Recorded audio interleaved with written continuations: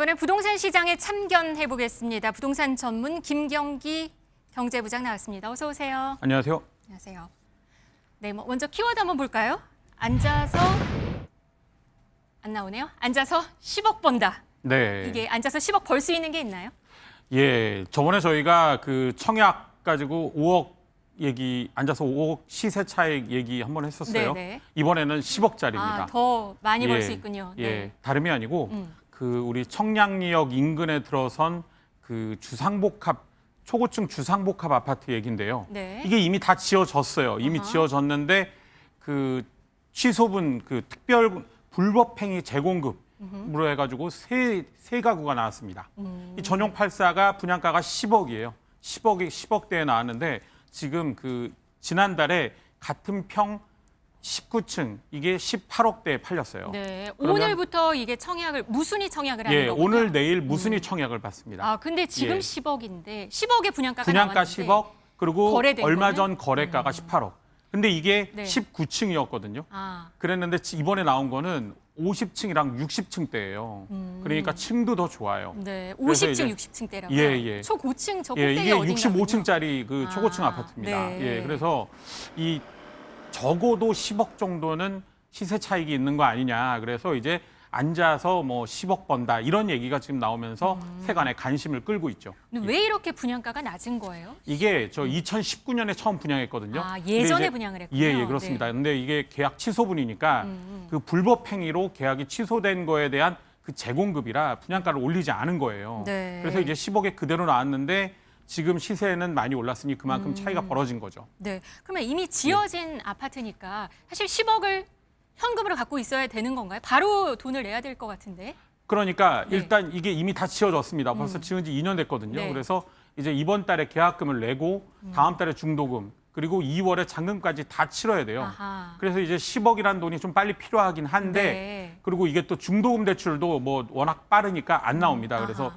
뭐 그 계약금 10%, 중도금 60, 잔금 30 전부 다 본인이 마련을 해야 되는데 근데 잔금 대출이 나옵니다. 아. 예, 왜냐하면은 네. 어차피 그 이미 저 등기를 친 아파트고 그 입주자 모집 공고가 됐잖아요. 그래서 이제 그 잔금 대출 40%가 나오고요. 그리고 이 상업 지역이에요. 이게 청량역 바로 인근이거든요. 그래서 이 상업 지역이라 전용 면적도 근데 초고층 건물이어가지고 그 대지 지분이 전용 면적 15제곱미터가 안 됩니다. 이런 경우 토지거래 허가를 안 받아도 되거든요. 아하. 그렇다 보니 이게 네. 전세를 놓을 수가 있습니다. 아, 바로 전세를 놓을 수 예. 있는 건가요? 그래서 이 전세금을 그러니까 전세를 놓으면서 전세금을 가지고 이제 자기 돈이랑 합쳐서 잔금을 치를 수 있는 그런 아파트죠. 다만 전세자금 대출은 안 나옵니다. 아, 전세 자금 대출을 받을 경우는 해당이 예, 안 세입자는 되겠지만 전세자금 대출을 받을 수는 없습니다. 사람들이 관심이 높겠네요. 뭐 아무래도 큰 돈도 들지 않는데 차익이 크니까 그래서 오늘 내일 결과 한번 지켜봐야 될 것 같아요. 네. 예. 이번엔 서울 용산과 반포 이야기 한번 해보겠습니다. 천지개벽할 정도로 크게 바뀌는 부분이 있다고요?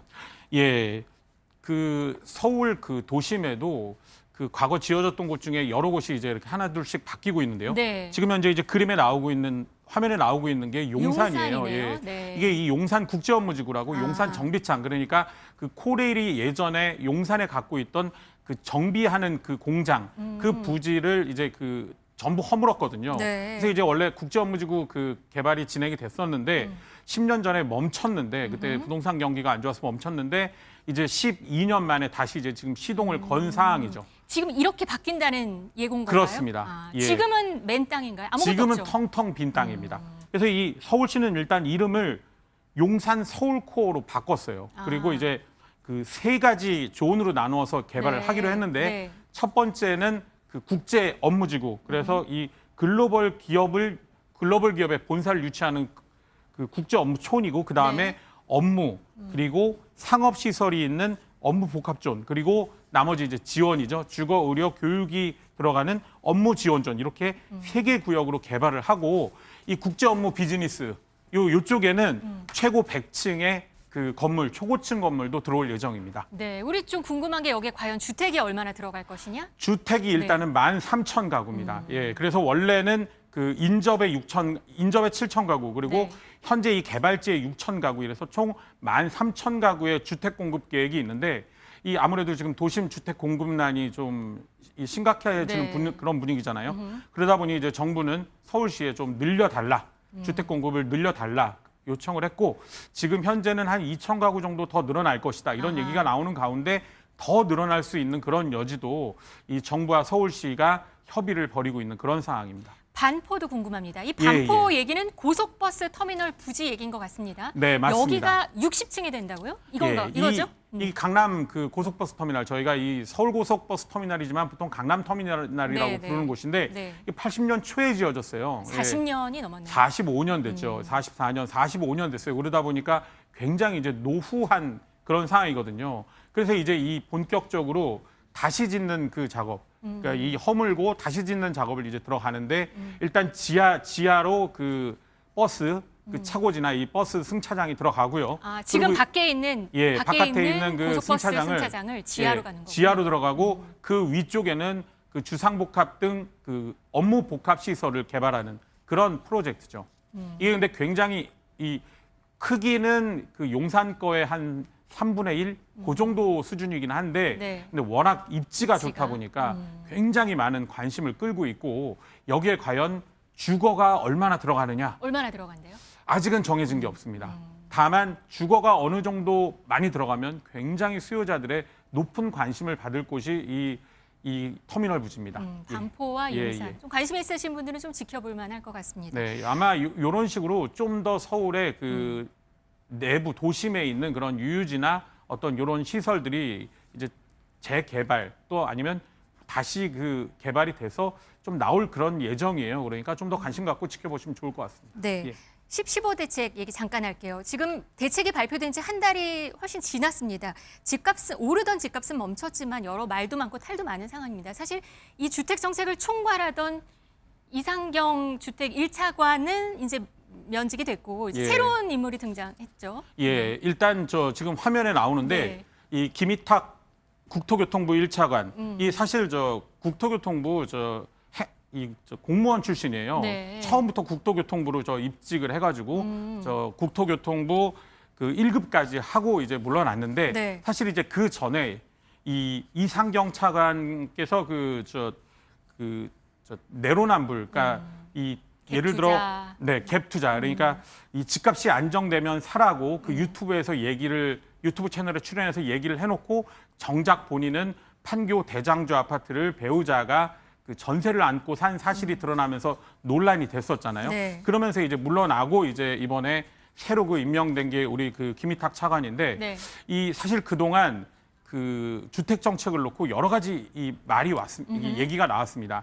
물론 장관은 약간 정치인 출신이 올 수 있는데 이 차관 같은 경우는 보통 이제 실무 역할을 해야 되는 그런 경우인데 장관이 지금 현재 이 정치인 출신이잖아요. 네. 그렇다 보니 이번에는 계속 이제 원래 차관은 뭐 이 교수가 바로 직전에 오셨고 그래서 이 과연 어떤 분이 이 지금 현재 주택 공급이 이 문재인 상황에서 우리 그 교통 정책을 특히 부동산 정책을 끌고 갈지 이거에 관심이 모아졌는데 결국 정부가 선택한 게 그 관료 출신 주택통을 선택을 한 거죠. 그래서 네. 이제 앞으로 계속해서 이제 주택 공급 계획이 당장 올해 연말 안에도 나올 예정이거든요. 그래서 이 어떤 그 정통 관료 나올지? 출신 공무원으로서 어떤 정책을 내놔서 우리 그 주택 시장을 안정시키는 신호를 보내줄지 관심이 모아집니다. 네, 알겠습니다. 지켜보도록 하겠습니다. 오늘 12월 1일입니다. 그리고 종합부동산세는 그러니까 이달 15일까지 내게 됩니다. 근데 실제 작년에 집값이 많이 올라서 종부세 1주택자도 종부세 1,000만 원까지 낸다고요? 네. 예, 이 공시 가격, 특히 이 강남 중심으로 작년에 공시 가격이 많이 올랐어요. 작년에 강남 아파트가 많이 올랐거든요. 네. 그래서 이 반포 이런 그 반포 신축 아파트들 이 지금 나오지만 이 레미안, 이 원베일리 이거 반포동 아파트들인데 네. 1주택자라도 전용 84 국민평형이 983만 원, 아하. 1,000만 원대에 육박하는 네. 그런 이제 종부세가 나오기 시작을 했습니다. 이 올해만 그런 게 아닐 겁니다. 내년은 더 심할 겁니다. 그렇겠죠. 예, 올해 너무 많이 올랐잖아요. 그렇죠. 예, 왜냐하면 올해 그 서울 아파트 거래량이 10,000건을 찍은 게 벌써 월 기준으로 3번이었거든요. 그러다 보니 올해는 더더욱 많이 그 공시 가격이 늘어날 거고요. 현실화율이 그대로임에도 불구하고 공시가격이 더 높아질 거고 그렇다 보니 내년에 부과되는 종부세도 올해보다 더 많을 가능성이 크고요. 그래서 일단 요 화면에도 나오지만 올해 그 종부세 이제 약간 그 강남에 이어 한강벨트까지도 그 종부세 대상자가 늘면서 네. 총 8만 명이 늘었는데 서울에서만 6만 명의 종부세 대상자가 늘어났습니다. 네. 그러면 비싼 집을 갖고 있으면 세금을 점점 더 많이 내야 되는 상황이 된 것 같습니다. 그렇습니다. 그러니까 집 한 채 갖고 있으면 사실 보유세 내기 부담스러울 수 있거든요. 그럼 여기서 오늘의 마지막 질문 가도록 하겠습니다. 경계에게 물어봐 부동산만. 질문 가겠습니다. 보유세 부담에 집을 팔까요? 이래야 되는데 네. 이번에도 역시 X를 해야 될 것 같습니다. 보유세가 아무리 부담스럽더라도 집을 파는 사람들이 늘진 않을 것이다. 당장은 그렇습니다. 왜냐하면 이 보유세라는 건 1년에 한 번 또는 두 번 내는 세금이에요. 그럼 이미 올해 냈잖아요. 이미 이제 올해 종부세 생각보다 많이 늘었네. 알았습니다. 다음에 내는 건 내년 12월입니다. 그리고 재산세도 마찬가지예요. 내년 7월과 내년 9월 이렇게 나눠서 내요. 시간의 텀이 있군요. 아직 네. 6개월 이상 남았습니다. 그런 상황이지만 여전히 그 집값은 그 주택 가격 상승 압력은 여전하고요. 그리고 또 원래 이 다주택자 특히 2주택 이상자들이 그 고민하는 부분이 양도소득세인데 이 양도소득세가 내년 5월에 중과 유예가 풀리느냐 마느냐 지금 현재 이 기로에 서 있거든요. 근데 이 현재의 관측으로서는 다주택자 양도세 중과가 내년에도 유예될 것이다. 이런 내년 5월 이후에도 유예될 것이다. 이런 그 기류가 있습니다. 그렇다 보니 세금 중과세 유예 계속 가는데 굳이 내가 빨리 팔아야 되나? 이런 어떤 움직임이 있을 수 있습니다. 네, 알겠습니다. 오늘 부동산 경기 시점 여기까지 하겠습니다. 고맙습니다. 고맙습니다.